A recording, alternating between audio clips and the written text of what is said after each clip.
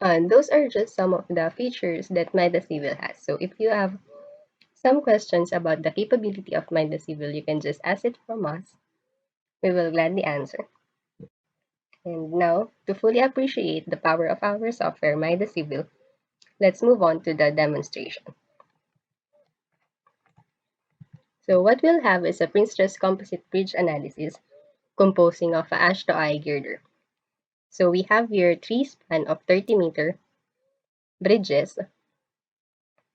So for today's session or demonstration, we'll first define the material and section property, the tendon property, and then we'll use our pre-stress composite bridge wizard. Then we'll also show the capability of MIDAS Civil to include the time-dependent properties of our materials, such as grip and shrinkage, and then the compressive strength. We can also include the reinforcement in our model, and then apply our loads for moving load, construction staging loads, and the response spectrum. And then we'll extract the results by creating load combination. We'll get to know more about the reaction force and then displacement of our model, our moving tracer, the tendon losses, and then we'll have a smart report for our page. Design is to follow. So you can tune in our website to know when we will have the design portion of this bridge. So let's start. So here is what you can see when you open MIDAS Civil. Yeah. So today we'll be using MIDAS Civil 2020 version 1.2. So if you want to know which version of MIDAS Civil you are using, you can see it on the right side of the Help tab. Just click on the triangle icon below it, then click on About MIDAS Civil. So you can see that we are using Civil 2020 1.2. So to start, let's create a new document. So you can create by clicking on the Civil icon, the new project, or you can use Control N or use this icon. So as soon as it opens, makita nyo kung ilang araw pa lang yung itatagal ng maintenance nyo. So for me, I have 9 days more. So as I said, firstly, we'll include the section and then material properties. So for section and material properties, we'll first go to the Properties tab, then create the materials. So material, then let's add, since this is a blank document, you can add it here. So for steel, we need it para sa ating tendon. So input tendon. Then type of design, you can either choose steel, concrete, SRC, or you can input user-defined. For tendon, we'll be using steel. Then let's find the ASTMS. Then under ASTMS, we'll be using A416270 low for low relaxation tendons. So, as you can see, kapag steel yung pinili nyo, you'll see the properties for modulus of elasticity, Poisson's ratio, thermal coefficient, weight density, as well as mass density. So may option kayo to use either weight density or mass density in your model. So here you can find it. And then you can also include the plasticity data. But first, you'll have to include plastic material functions, same as inelastic material property for fiber model. Different thermal transfer properties can be also applied to different materials. So, pwede kayong maglagay ng specific heat and heat conduction for each material, as well as your damping ratio. So, for tendon, here are the things that we need. So, you can either choose OK or apply. So, both of these, in-execute nila yung command. But the difference is that apply executes the command, but it doesn't close the dialog box. But yung okay, it executes the command and then closes the dialog box. But since we'll have to define more, we'll use apply. So next would be concrete for our superstructure. So for superstructure, we need to have a little higher. So C5000. So as you can see, kapag kagaling sa standard and database of software, automatically yung name ng material data is filled up by the software. So kapag concrete yung gamit nyo, there will be no properties for steel. Instead, it will have properties for concrete. So click on apply. And then for substructure, we'll have C4000. So here it is, C4000. Then click on OK. So we have 3 materials, got tendon, C5000, and then C4000. Then click close. So these materials can be seen here in the workstation. So aside from the materials, we'll need to define section properties. So click on section properties. Then first, i-add natin yung mga bago nating section, which is, i-add muna natin yung para sa girder natin, which can be found here in our PSC tab. So under PSC tab, you can find PSCI. Then included in our software are different sections for PSCI. So you can include sections from different database such as ASHTO, Caltrans, IA. MO. O. Then TX. But what we're gonna use is ASHTO. So ASHTO type 1 hanggang type 6 is already included here. Also, the modified ASHTO type 4 is included here. So for the 30 meter, we'll be using ASHTO type 4A, which is the 60 inches. So click natin yun. So ASHTO type 4A is because here in our guideline, these are the shapes of ASHTO sections we can find here.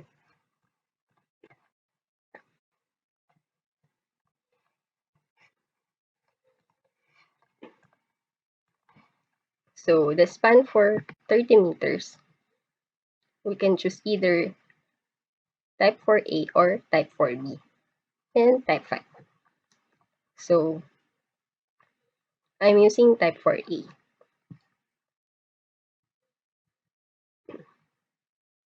Then we need to define yung mga checking niya. So for shear checking, Z1, Z2, and Z3 has to be defined. So may option tayo to check on auto for Z1 and Z3. So if we check auto, automatically, ang i-define niya is yung termination ng top flange and the web. And then for C3, yung termination ng bottom flange and the web. So for web thickness, for shear total, you can also check on auto para si MIDAS civil na yung magko-compute. Or so for minimum thickness for torsion, si MIDAS civil na rin yung pagko-compute natin. So when you click on display centroid, you'll see na yung Z1, Z2, and Z3 are here. And then 1, 2, 3, 4 are used for stress checking. So we can click on apply for that. But since we're gonna use this section for composite, we need also to include the slab for the girder. So dito natin siya ilalagay sa composite tab. So under composite tab, meron tayong different type. Pwede kayo mamili between steel box, steel eye, steel tub, and also composite eye, composite T, composite PSC, and Composite General. So, depending on the basic section, pwede nyo silang piliin dito. So, since PSC ang ganamit natin, pipiliin natin yung Composite I. So, this one, we need to input the name. So, input ko lang type 4A. So, for the slab, tatanong niya yung effective width. So, I'll just input 2.1. And then for the thickness, 25 mm. Then the H8 is the height of haunch. Then for the girder, we can check on symmetry. And then we can import yung na-define na before, which is the modify dash. And then import. So it is now automatically computed. But since it is a composite section, it can you can define two different material for each of the sections. So this will be considered section 1, then section 2. So select material. So material for slab. First, pili ka from a database. So ASTM pa rin. Then you can choose C4000 for the slab. Then for the girder, you can use C5000. Then click on OK. So yung modular ratio nyo automatically computed. This time, we can change the offset of our sections. So this offset ay para sa representative nodes and elements of our software, of our model. So by default, naka-center to center siya. Meaning, center ng Y and Z axis, dun malalagay yung nodes nyo. But if you change it into center top, hahanapin nyo yung extreme fibers sa Z axis. And then yung gitna ng Y axis. So just click on OK. And then you can see when you display the centroid, yung red na dot, yun yung magiging representative node ng section na to. Then, so MIDAS Civil has a autosave function. So every time you make your models, you need to save it first. So it prompts you to save the model. So for this one, we can use PSC 30 meter. Then save it as is. Yeah. So it would be prompted to save the model every now and then. You can change it in the settings. So click on apply.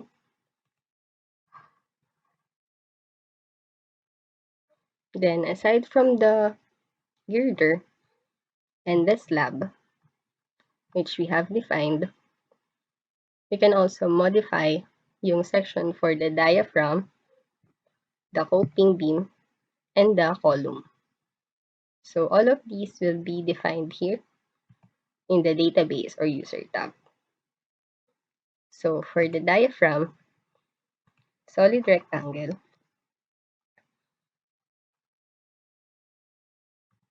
So user defined. So there are two types of diaphragm. So i-check natin siya dun sa design drawings. So I suggest you include design drawings for your models. So here's the interior diaphragm and here's the exterior diaphragm. So we have here the height and the width of our diaphragm, intermediate. So 972 plus the 972, and then the base is 25 mm. Also need to change the offset into center top. Then we put intermediate diaphragm. Then click on apply. Then we will do the same for exterior diaphragm. So exterior diaphragm is 800 and 1.43.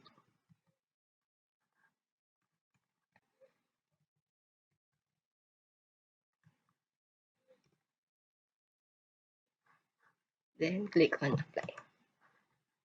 And aside from that, coping beam,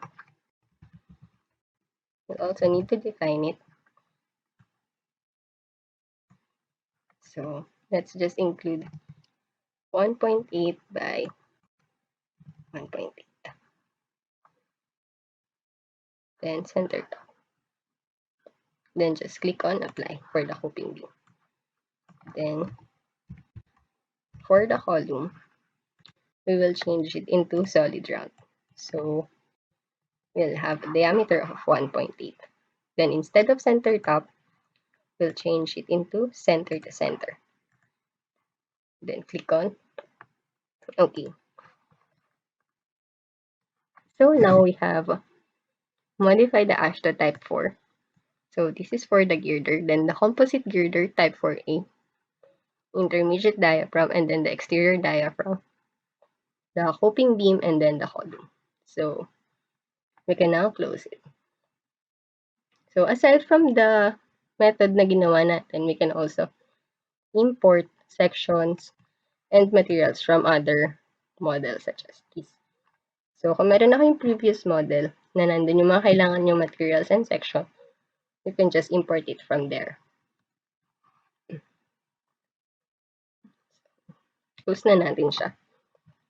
So after we define the section and the material properties, we can now proceed to our wizard. So before we proceed to the wizard, make sure na yung units nyo is in kilonewton and then meter.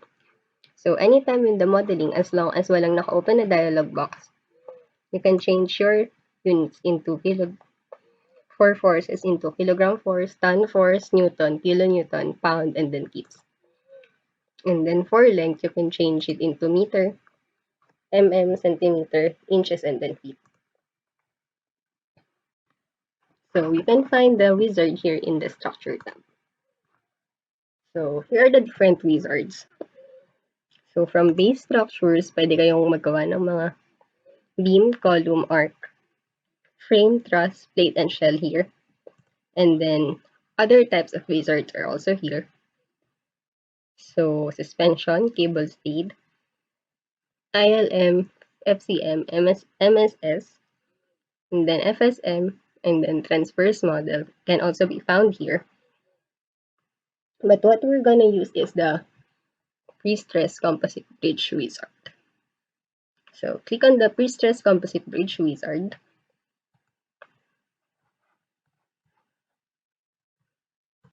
So pre-stress composite girder bridge wizard has 5 tabs: layout, section, tendon, load, and then construction stage. So before opening this wizard, make sure na meron tayong data for these tabs. So for layout, ang tatanong niya is more about the elevation and the layout of your bridge. So girder type, we need to specify if it would be precast girder or splice girder type. So yung splice is yung may mga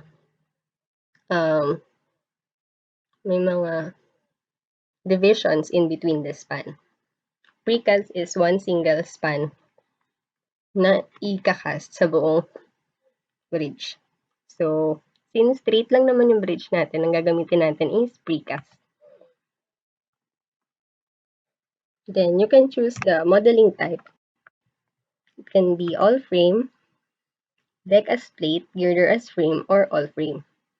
So pag pinili natin yung deck as plate, and then girder as frame, yung deck natin would be modeled as surfaces or plate. Then other parts will be modeled as members. Then if all frame naman, lahat sila magiging plates lang. And then the composite section won't be considered. So ang gagamitin natin is all frame. Then the span information. So as I said, So as I've said, we'll have 3 span of 30 meters. So you can include 30, 30, 30, or you can input it as 3 at 30. And then for the deck width, we'll look into our section. So deck width would be 6.3 meters. Then you'll see here the guide for the layout. So pag tinanong kayo ng layouts of set, if it is not coincident with the centroid of the deck, you can input it here. So yung positive side would be from the centroid of the deck. Positive siya pagpababa. And then for the skew angle, here's the positive side. If it's counterclockwise, positive. And then if it's clockwise, negative. So since straight lang yun sa atin, 0 lang yung layout of set and then the support skew angle. And then for the spacing. So spacing A is the distance between the two spans. So let's input 0.15. And then for the spacing B is the distance from the edge of the girder to the support. So let's include 0.23. Then meron kayong option to check if it's a continuous girder or not. So tayo, let's consider it as continuous girder. So if it's not straight bridge, here's where you can input the curve data. So pag curve data, here's your guide for the alignment. Pwede kayo mamili if the coping beam is parallel to each support or if it can have same skew angle. So if you click on radius, all of the data para sa curve bridge mag-open. So yung multi-curve is only available for splice girder type of bridge. So you can also choose not to include the substructure in your wizard. But since we're using this, might as well use the with substructure option. So just click on guide. Ito yung magiging guide natin for modeling our substructure. So for the abutment, let's model it as fixed. So for elastic link, here's our stiffness for X, Y, and Z. So the concept here is the higher the stiffness, the more rigid it is. So if you click on advanced, you can define separately for each abutment and for each piers. Let's just do the same for all of our intermediate piers. And then the elastic link length, usually it is the height of our bearing pad. So let's use 0.3. So you can see it in your section drawings or design drawings. Then for pier, tatanong niya kayo kung anong material. So for substructure, gagamitin natin would be C4000. Then you can opt to include pier cap or not. So pier cap, it is the coping beam. And then the length can also be seen here.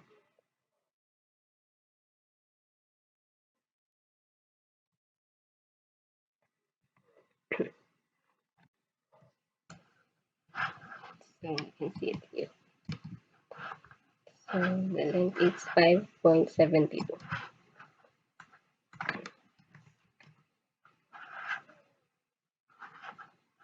Then for the column, the section would be column.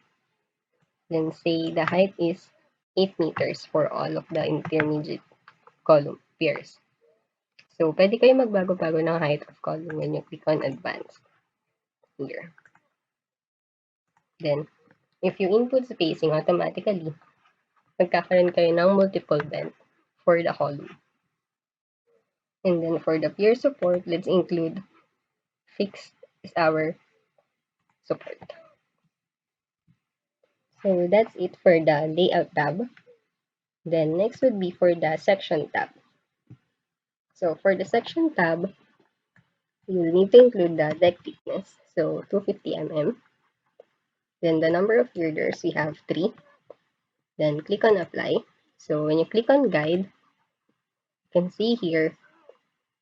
So for example, you have a reference line, then from there, you'll include layout offset. So pag papunta sa right side, positive, then sa left side, negative. So when we look at our girder offset sa section data natin, so from the center, 2.1, then 2.1 to the other side. So negative here. So negative 2.1. Then the second one is our reference point. So 0. Then the third one is the positive one, 2.1. So the material for deck will be C4000, for girder 5000, then diaphragm also 5000. So if you include the different diaphragm sections for end support and intermediate diaphragm, you can define it here. So for end support, yung exterior diaphragm yung gagamitin natin as well as pier support. Then for intermediate, ito yung gagamitin natin, intermediate diaphragm. Then you may include 3 diaphragm for each span. So if you opt not to include end and pier support diaphragm, you can click on advance and then uncheck it here. So since we're including all of it, let's keep it as it is. So uncheck. Then for the transverse deck element, let's include for every 3 meter. So yun yung magiging distances niya. And then for span 1, number of division 1, when you click on the guide, here it is. So here's the number of division along the girder. So kung gusto nyo siyang i-divide into different sections for every span, pwede. So, but for this model, isang section lang siya all throughout the span. So, type 4A,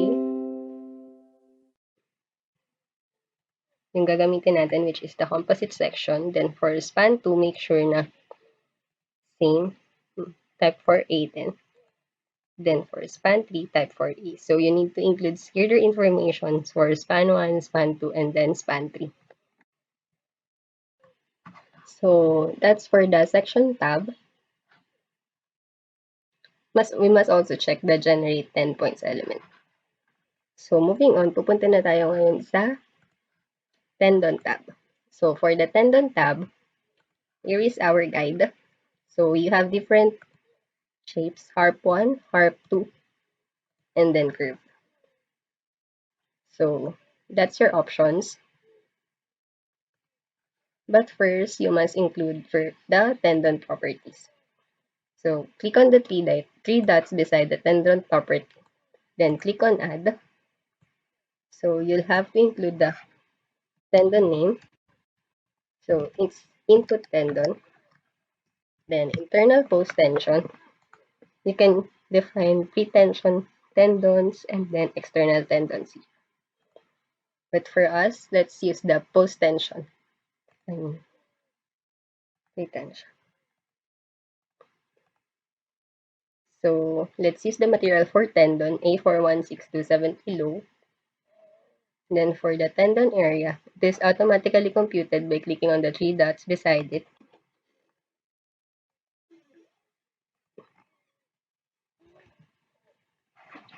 So we will use the 15.7 or 0.6 inch. And the number of strands would be 7. Click on OK. And then the duct diameter would be 0.1.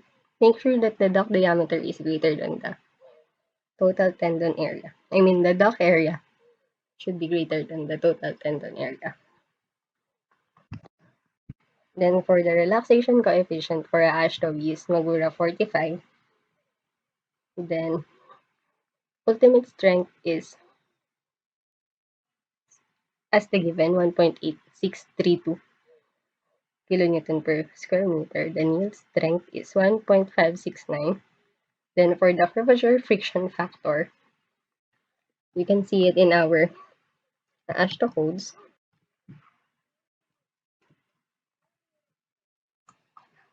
Then for the curvature friction factor and the wobble friction factor, you can see it in the code. So for rigid and semi-rigid, you can use K for our wobble friction, so 0.066 per meter. And then for our curvature friction factor, we can use 0.3 if it's a high strength bar. But for now, we will use the 0.25. So we need also to include the anchorage slip or the draw-in length, and then the bond type of your tendons. So this is good to go. Just click on OK, then close this. So for Astro Type 4A, we can make use of the auto-generation function. So when you click on auto-generate, just click on the tendon property, and then the code, the type, and then for us, the Astro Type 4A. Then check on the initialized tendon template, then click on OK. So here's the tendon template for Type 4A. You can zoom it in. So if you want to add more tendons, you can add it here. Just click on the type or the shape according to this guide. So pwede kayong maglagay ng harp 2, or curve. Just include it here.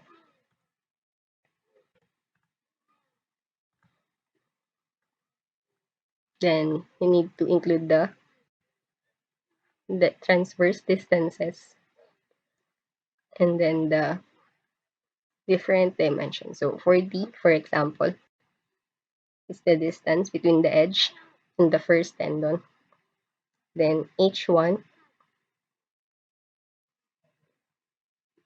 is the height for the first insertion, then H2, then H3. L1 is here, and then R1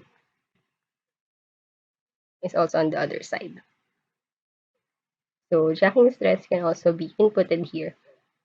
So we'll be making use of one of the value 139611 kilonewton per square meter. So we can iterate the jacking stress here depending on the losses that we can find after the analysis. Then you can also include the grouting here. And if you want a detailed deboning of our tendons, you can check on detailed. Then input here different jacking and then different debonding and debonding for beginning and end of each tendon. So, but we won't be using that. So after you define each tendon, just click on add for span 1, then for span 2 as well, and then span 3. Then for the loadings, make sure that you have the necessary data for this. So according to our section, we don't have the median strip. So what we're gonna do is uncheck the median part and then fill up the necessary data for this. So B3, which is for the median, will stay as 0. Then B1 for the sidewalk is 450. 450 here. And 450 on the other side. And then 5/4 divided by 2. So 0.7. Then for the dead loads, This will be equally divided to all girders, so make sure that it is the one that you want to be included in your model. So for the DC before composite, here are the included loads. So self-weight, wet concrete for the slab. And then for the after composite for DC, we have barrier, which is here. Then you can check on additional load if you want to add more. And then for the DW after composite, we just check the wearing surface. So now we're gonna define the moving load case. So bago nyo ma-add yung moving load case, you need to define the code first. So ASH to LRF din gagamitin natin. And click on OK. Then now you can check on live loads. Then after that, you need to define the traffic line lane. So here is the guide for that. So starting from the edge, then to the center line of lane 1, lane 2, and then lane 3.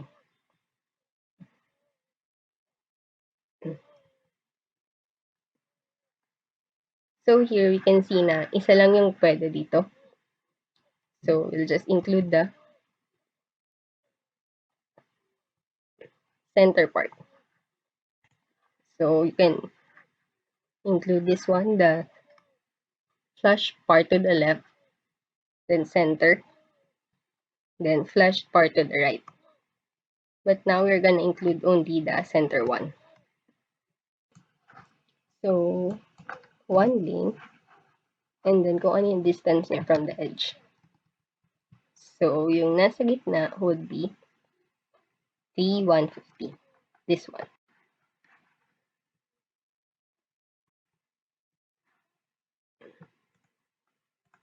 So 3 points. Then click on OK. After defining the traffic line lane, let's define the vehicles. So add standard. Then we're gonna add truck load. So check nyo yung value for the loadings and the spacing. Lane load is already included here. Let's include the dynamic allowance of 33%, then click on apply.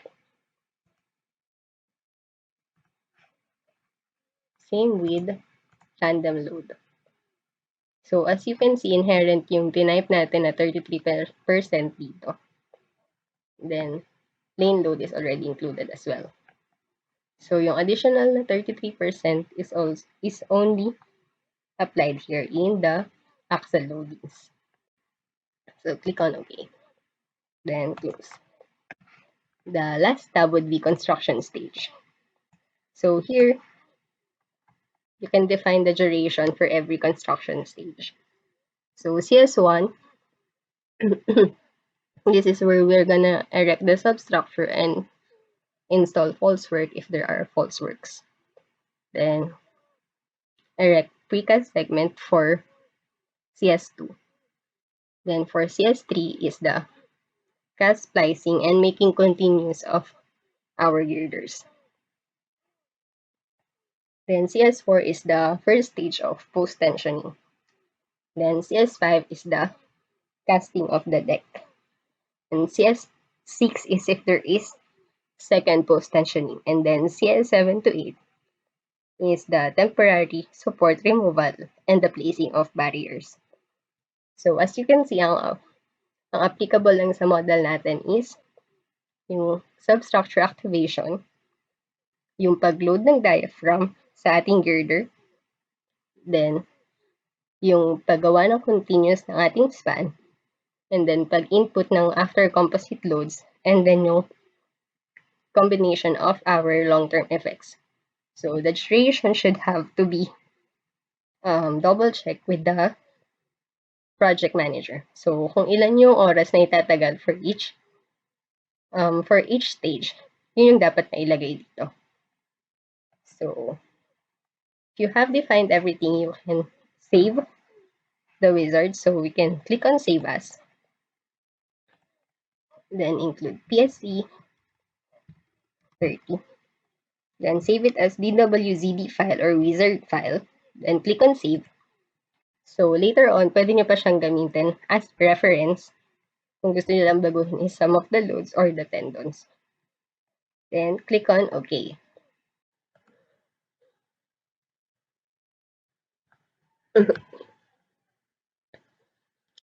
So, as you can see, ito na yung model natin. So, we may now first check everything that has been automatically generated by the wizard. So, for our material, nag-add siya ng isang dummy material. So, for the cross beam, and for the section, nag-add siya ng dalawang rectangle. So, unselect muna natin so we can see. So, yun din. Yung mga dummy beams, yun yung mga na-add niya na rectangle. And then, it created its own composite section for construction stage. So, speaking of construction stage, in order to us to fully simulate the composite section of the bridge, you must first define the time-dependent properties. So, let's go again to the Properties tab, and then define creep and shrinkage and compressive strength. So, starting with the creep and shrinkage, click on creep and shrinkage, then add. So, may option kayo to choose between any of the code to use it as a guide for the calculation. So, we may use ACI or ASHTO. So, you click on ASHTO, it will ask you the following details. So, kailangan natin is material for the girders. So, yung for C5000, add natin. Then, the compressive strength for the concrete at the age of 28 days is 35,000. And then, for the humidity, for the Philippines, let's use, say, 84%. And then, just input first for the volume surface ratio or the H as 1. So, later on, this value would be automatically calculated by MIDAS. So, let's click on apply. Then, do the same for C4000. So, this time, it would be 28,000 for the compressive strength. Then, click on show result first. So, we can see the function that has been automatically created by the values that you input here. Then, click on OK.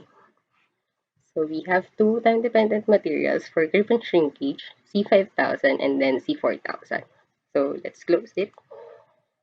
Then, yeah, it's auto-saving again. Then, click on compressive strength. Then, click on add.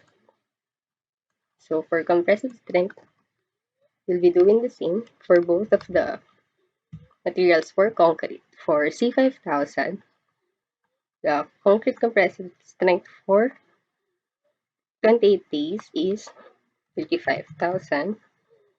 And then for the factors A and B, this one is 0.4. And this one is 12. So if you look, so again, let's define another time-dependent property, which is the compressive strength. So let's add one for C5000. So C5000,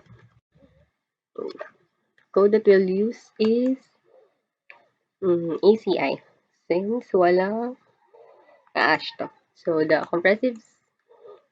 concrete compressive strength at 28 days is 35,000.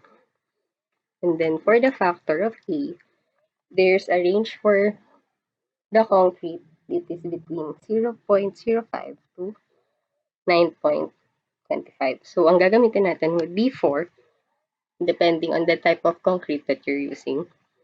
Then for B, ang factor nito is in between 0.67 to 0.98. So for us, we'll use 0.85. Then click on redraw graph to, to visualize kung paano yung magiging changes niya. Then click on OK. Then do the same for C4000. So C4000,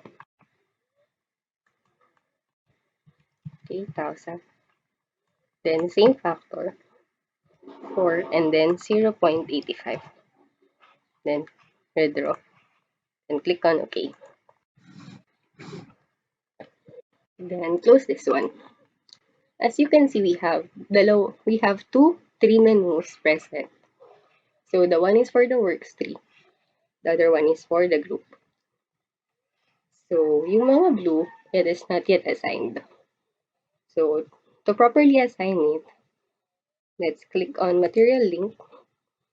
Then choose a material for grip and shrinkage, C5000. Then compressive strength, C5000 also. Then click on the material you want to assign it. So grade C5000. Lipat nyo sa pangalawang column. Then click on add. Same with C4000. So choose C4000 for grip and shrinkage and compressive strength. And then choose C4000 again. Then add. Then close this one. So as you can see, nag-block na siya, meaning na-assign na siya sa model natin.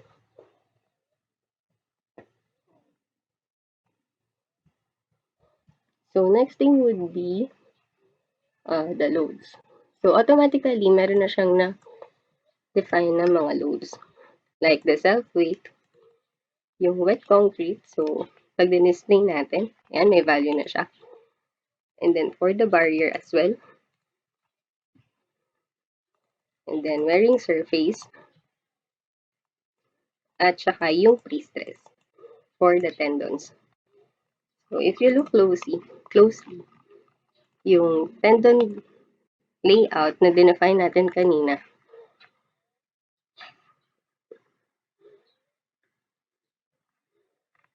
nakita natin siya dito. Including the stress that we use as a jacking force. So let's undisplay these loads.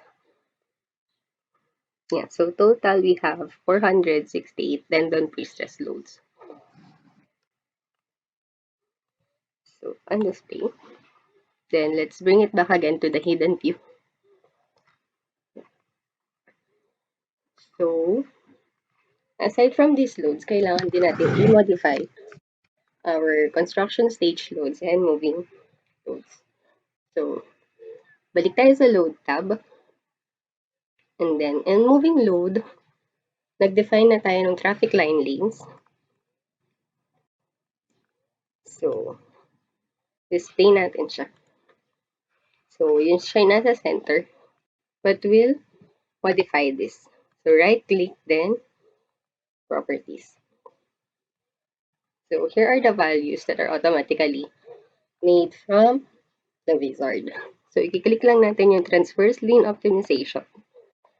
Then kung ano yung allowable width or yung carriageway width.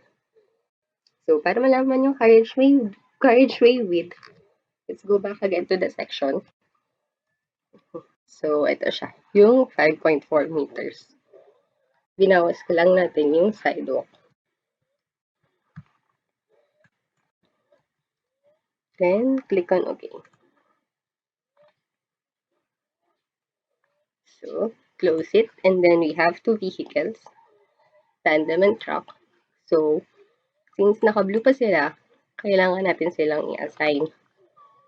So may i-assign natin yung traffic line lanes and vehicles by creating a load case for them. So click on moving load case and then click on add. So input a moving load case name. So moving loads. Then may option kayo to use it as a permit vehicle load case, and if it's under moving load optimization. But if you use moving load optimization, make sure na yung traffic line lanes nyo is also under moving load optimization. So here are the multiple presence factors. And then, ang gagawin natin ay gagawa tayo ng subload cases. So, click on the combined loading effect, then add a subload case. So, for the vehicle class, tandem, let's click on that. Then, scale factor, 1 lang. And then, minimum and maximum number of loaded lanes. So, since this is a single lane, 0 and 1 lang yung min and max niya. Then, click on the lane on which it will be assigned. So, lane 1. Then, click on OK. So, automatically, since naka-transverse lane optimization tayo, si MIDAS will na yung mag-place on the one that is flush to the left, flush to the right, or in between the carriageway. So, mag-add tayo ng isa pa for the truck. And click on OK. And then, OK.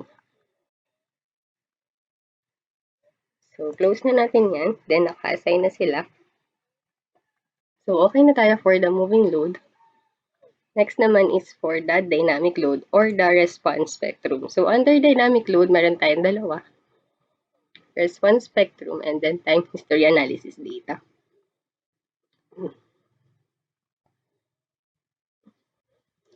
So, ang gagamitin natin for today is for the response spectrum function. So, mag-add muna tayo ng function. Click on RS function. And then add. So, you can use your own data here by inputting the period and the spectral data. Or you can use the one that is automatically calculated by MIDAS. So, if you use that, you may click on the side spectrum. Then choose a code. So, DPWH. And then look at the BSTS for the map for PGA, SS, and then S1. So, for now, gagamitin natin yung values na nakalagay dito. Then, click on OK. So, here's the response spectrum graph na nagawa using that function. So, click on OK. Then, close this one. So, again, naka-blue pa siya. So, we need to assign it by including it in the load case. So, click on RS load case. Let's make 2 load case for the X direction. So, excitation angle 0 para ma-assign siya longitudinally sa model natin. So, unselect lang natin to. And then, for now, yung period modification factor, 1 muna siya. So, later on, malalaman natin kung dadagdagan siya or hindi. So, click on the function to be used. So, in one model, pwede kayo maglagay ng maraming function, not just one. And then, pwede ka rin mag-apply ng damping method. And then, add. And then, for the transverse direction, RSY, same direction, XY direction, but this time, yung excitation angle niya, i-tilt natin ng 90 degrees para sa transverse siya tatama. Then, click on add. And then, kapag meron kayong response spectrum, you need to have a data or yung way ng pag-iterate niya. So, with the eigenvalue analysis. So, depending on the decision of the engineer kung anong type of analysis yung gagawin niya, so you can choose either subspace, land cost, or yung reads vectors. So, land cost, this is the fastest na pag-iterate niya. So, input na kayo number of frequency. So, yung frequency, as long as na achieve niya na yung gusto niyong mass participation, okay na yun sa kanya. So, mamaya ma-check natin kung na-achieve niya ba yung 90%. So, click on OK. And then, make sure na merong masses yung model natin by clicking on the structure. So, structure, then structure type. So, to convert self-weight into masses, just check on it. And then, pwede kayo mag-convert ng XYZ or XY lang. So, for the response spectrum, Ang concern natin is yung nasa XY axis. Kung sumasama ba yung buong model dun sa um, pag-induce niya ng response spectrum. So, click on OK. So, basically, tapos na tayo for the response spectrum. Last thing to do is to update the volume surface ratio, which is found under the load tab under construction stage. So, composite section for CS. Click lang natin yung stage 2 for section, type for A. So, modify. And then, change natin yung age. So, for element, we can include 28 days. And then, for material, kung kailan siya mag-appear. So, after 10 days, mag-appear na yung slab. So, number 1, then number 2. Then, click on OK. And then, yung age, which is the volume surface ratio, just click on that and then update all age. Then, meron siyang magpa-prompt kung ilan yung na-compute niya successfully. So, one section. Then, click on OK. So, check natin kung nabago ba. So, nabago na yung age niya. Kanina 0 siya, ngayon naging 0.2 and 0.22. Okay. Then, close.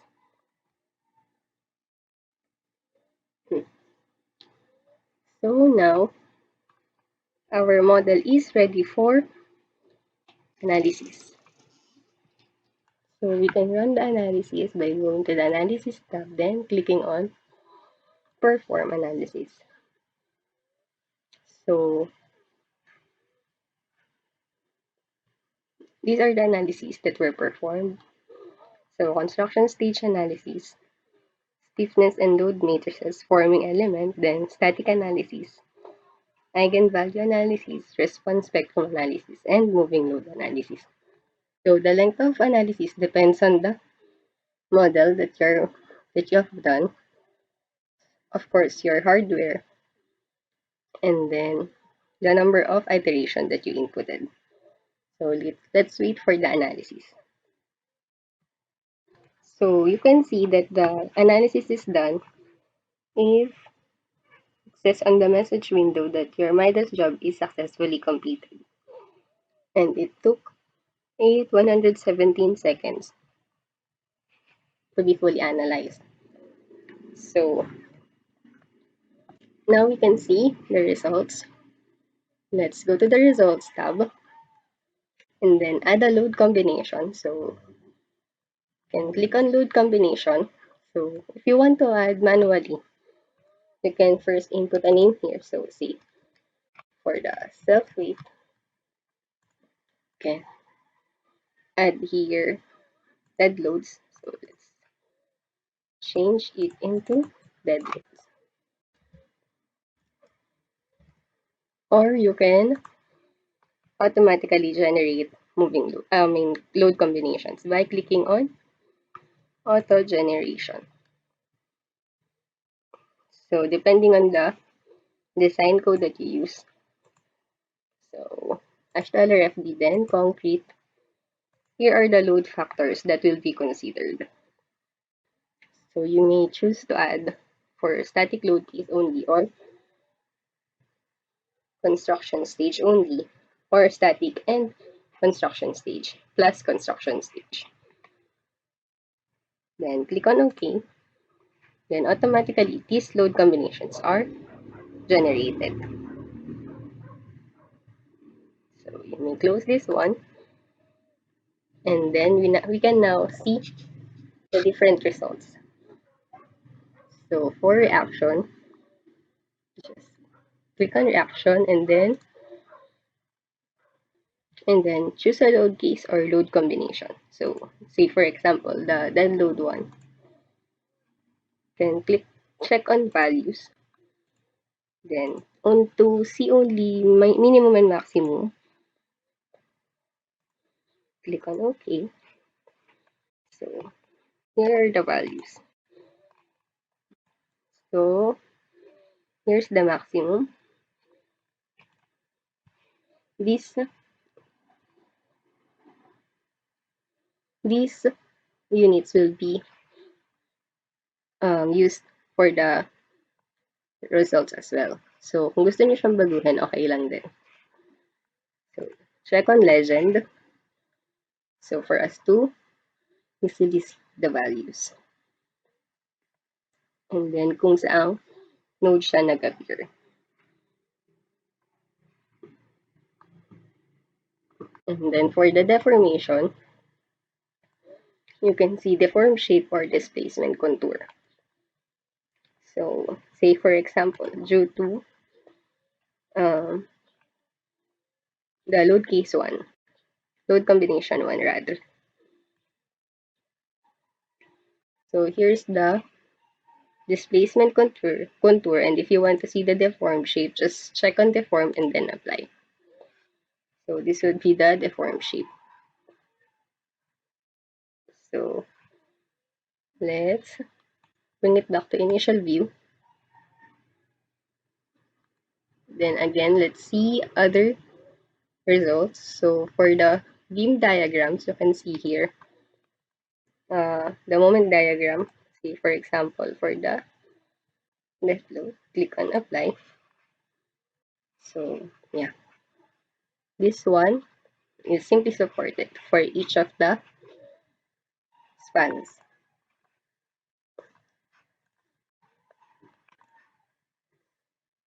And then you can also see detailed results for each of the beams. So let's go back here and then let's choose an element. So for example, element 62, here's the displacement graph, shear force diagram, and then bending moment diagram. So if you want to see the value, for example, at a certain distance, so say for example 1.25, you can see it here for the displacement, then this would be the values. Then you can also see at the y direction and also the section. So yung stresses, here are the stress points, then the minimum and the maximum stress position. So that's for the beam detail analysis. So let's close that one. And for the mode shapes. So since we included response spectrum, we can see it here. So we have 20 modes since yung ginamit natin for iteration is 20. So let's see. So for mode 4, here's the deformed shape. You can see different multiple window. So pwede kayo, for example, mode 1 to 4. So, magkakaroon siya ng 4 na window for the 4 different modes. So, this one. Gawin din natin siyang hidden beam. So, meron tayong 4 na modes na nakashow. So, close na natin itong 3 minuto. Then, let's now it's auto-saving again. So, the time for auto-save can be set up in the settings. So, close na natin yung ibang modes. Then, maximize this mode 1. And then, see our moving tracer. So, moving tracer is one of the features na meron sa MIDAS Civil that helps designers a lot. So, say, for example, moving tracer, we want to know the beam forces for the key element. For example, at the midspan. So, let's just click on the midspan. Then, if you want to see kung anong load yung mag-i-induce ng maximum So, max na moment sa kanya. Let's click on it. And then, this one, yun yung mag-induce ng maximum moment para sa kanya. So, if you click on here, so, ito naman yung mag-induce na maximum moment dito sa key element na pindot natin. So, that one, since moving load siya, nasa dynamic loading pa siya, but if you want to change it into static load, meron ding option si MIDAS for that, which is the batch conversion from MVLTRC to static load.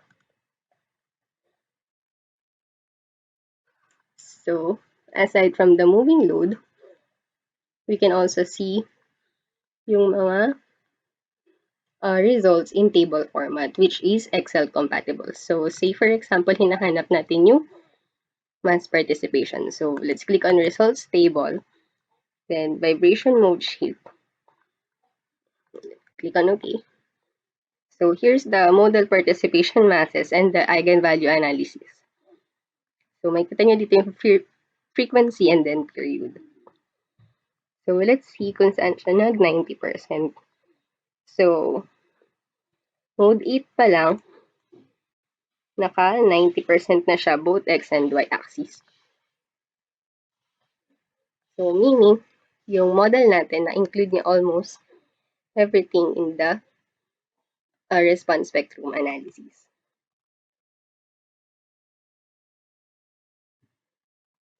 So, all of the results can be inputted in our report by just right-click, then clicking on Dynamic Report Image, then type a name for this. Say, for example, this model, want to input it as ISOView. So, madadagdag siya dun sa user-defined image. And then, yung other results, like for example, the beam diagrams,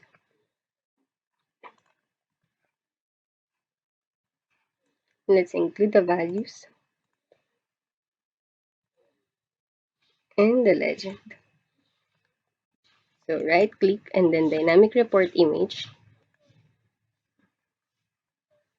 And then, it is also added in the Report tab. So, for example, you want this model to be submitted in the text format. So, let's just go on the Tools tab and then create the dynamic report. So, click on Dynamic Report Generator, New Document.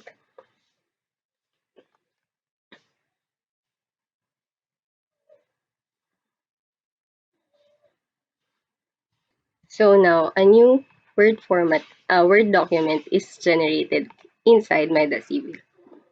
So, for the input data, you can click on Define Text, then drag and drop. So, here are the control data.